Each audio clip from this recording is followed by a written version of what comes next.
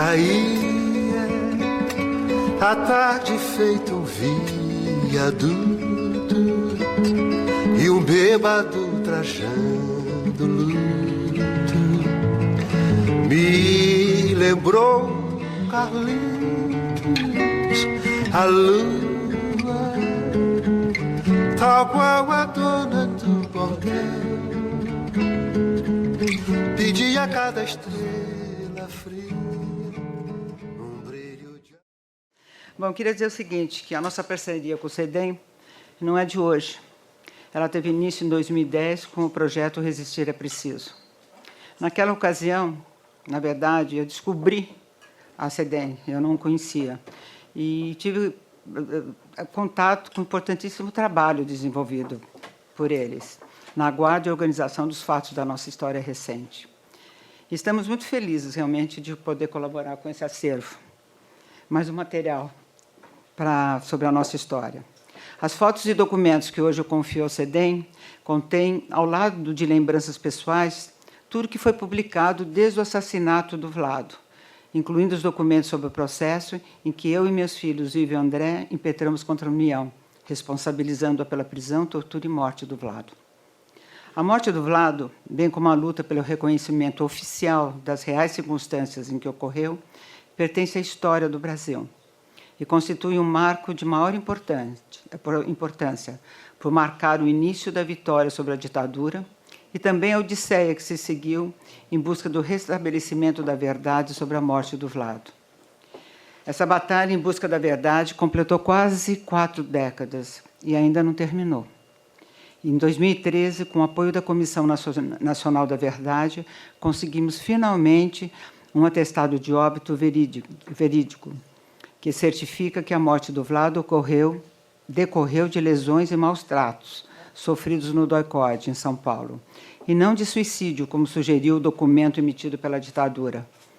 Porém, ainda falta a investigação sobre as circunstâncias e sobre os envolvidos na morte do Vlado, e que esses envolvidos sejam levados à justiça. Ao organizar esses documentos para passá-los à mão do CEDEM, nomes e rostos dos protagonistas dessa história me vieram à memória e ao coração também. Nomes e rostos como o de Dom Paulo Evaristo, Arnes, Dona Zora, mãe do Vlado, dos meus filhos, Ivo e André, e dos amigos que me apoiaram nessa longa jornada. Fatos que se tornaram marcos dessa época. Mais uma vez, me voltaram à lembrança, como um ato religioso aqui, na Praça da Sé, o tumulto no enterro do Vlado, a mobilização que se formou em torno da busca de verdade e tudo mais. Todas essas pessoas e esses fatos pertencem à história e constituem pilares do empenho e esforço do povo brasileiro pela construção da democracia. Os documentos e registros que eu entrego ao CEDEM demonstram parte dessa história, desta luta. Luta essa que as novas e futuras gerações precisam conhecer, para que nunca mais venhamos a sofrer sob uma ditadura, seja ela qual seja. Muito obrigada.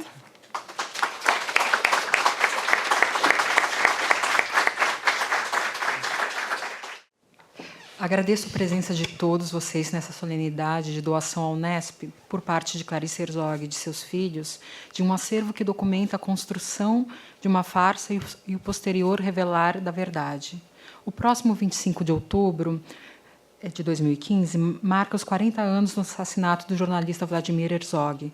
Ao longo dessas quase 4 décadas, sua esposa teve o zelo de reunir todas as notícias sobre o caso, assim como diversos depoimentos contidos no inquérito policial e em processos judiciais e manifestações. É, sem dúvida, uma documentação muito rica do ponto de vista histórico e político brasileiro. São registros nos quais fica demonstrada a manobra de encobrimento de um assassinato oficial, das práticas de tortura e cerceamento de direitos humanos. São registros capazes de evidenciar a tentativa de manipulação dos meios de informação e a rejeição de diversos segmentos sociais a essa ação, representados por religiosos, estudantes, imprensa, sindicatos, e aqui destaco o dos jornalistas, que perderam um dos seus importantes representantes. As famílias também estão representadas, todos em luto. A garra e a persistência de sua viúva em busca da justiça, mesmo sob pressões e ameaças constantes, também são retratadas nesse corpus documental, quando, em 1978, ainda em plena ditadura, é reconhecida judicialmente a responsabilidade do Estado pela morte de Herzog, a partir de uma ação civil de declaração de culpa movida pela família. Apesar disso, foi necessário esperar 37 anos para que, em 2013, a certidão de óbito, documento oficial, fosse retificada e atestasse as reais causas que levaram Herzog ao óbito, lesões e maus tratos, e não o anteriormente alegado asfixia mecânica por enforcamento. A documentação retrata ainda, através de notícias da imprensa, o grande protesto que se tornou o ato ecumênico realizado logo aqui ao lado, no templo que podemos ver por estas janelas, na Catedral da Sé, em 31 de outubro de 1975, onde mais de 8.000 pessoas, em uma praça cercada por forte contingente policial, foram prestar suas condolências e solidariedade na cerimônia de 7º dia de falecimento de Herzog. Para além de um ato religioso, este foi um ato político de repúdio, em grande parte convocado através de anúncios fúnebres da seção de obituário dos diversos jornais que circulavam na época. O assassinato de Vladimir Herzog foi um dos episódios de maior repercussão do período da ditadura.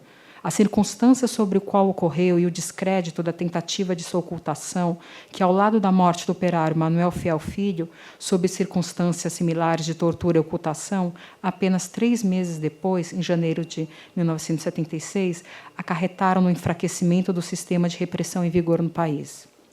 Diante do recebimento desse acervo, hoje assumimos um compromisso público, um compromisso de resguardo e preservação da memória. A morte de Vladimir Herzog não caiu no esquecimento. É a partir desse triste episódio que a sociedade articulada iniciou o seu basta. Essa é uma história documentada, faz parte da história deste país e faz parte da história de todos nós. De agora em diante, cabe ao Centro de Documentação e Memória da Unesp, como órgão responsável pela guarda desse arquivo, a garantia de preservação e acesso público irrestrito aos documentos históricos. E assim nos comprometemos. Agradeço aqui publicamente o desprendimento da família Herzog, Clarice, Ivo, André, por compartilharem conosco um pouco de sua luta por verdade e justiça. Muito obrigada.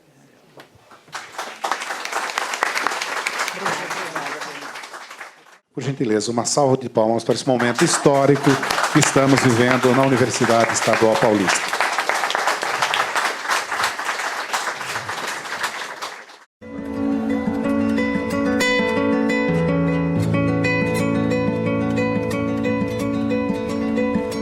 Caía a tarde feito um viaduto e um bêbado trajando luto me lembrou Carlitos, a lua, tal qual a dona do bordel,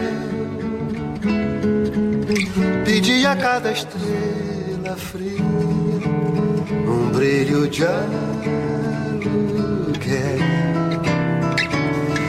e nuvens lá numa tábua do céu chupavam manchas torturadas que sufoco louco o bêbado chapéu